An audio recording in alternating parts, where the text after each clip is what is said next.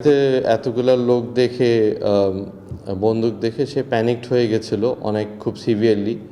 তো আমি তখন শুধু ওকে হাত রেখে বলতে পেরেছিলাম যে বাবা চিন্তা করো না, আঙ্কালরা তোমাকে বাসায় পৌঁছায় দিবে।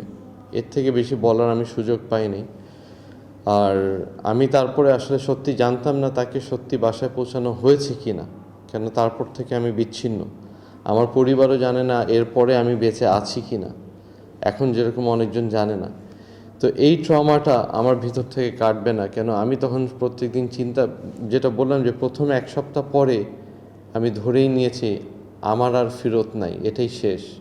যেরকম আমাকে ইন্টারোগেশনে বলাই হতো যে আপনি কিন্তু এখান থেকে আর কোথাও যাচ্ছেন না। জেনেক্সে শিফট করো, লাইফকে লিফট করো। আপনার যা বলার এখানে বলে দেন, কেন আপনি বললেও আপনি শেষ, না বললেও আপনি শেষ। তো আমি ধরেই নিয়েছি যে এখানে তো আমার বলার কিছু নেই। প্রথমত আমি যা জানি না আমি বানায় বলবো কেন।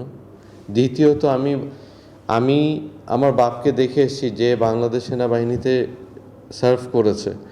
সে সেনাবাহিনী যখন জয়েন করেছে সে একটা ওথ নিয়েছে, বাংলাদেশের প্রতি একটা ওথ নিয়েছে, বাংলাদেশ আর্মি অফিসার হিসেবে একটা ওথ নিয়ে সে দেশকে সার্ভ করেছে। আমি যখন বাংলাদেশ জাতীয়তাবাদী দল জয়েন করি আমি একটা ওথ নিয়েছি যে আমি আমার দলকে সার্ভ করব।